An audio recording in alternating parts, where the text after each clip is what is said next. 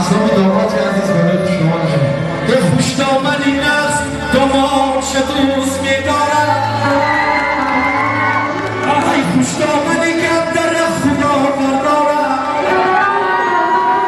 ای از خانه برآمدی بوده از شماندیه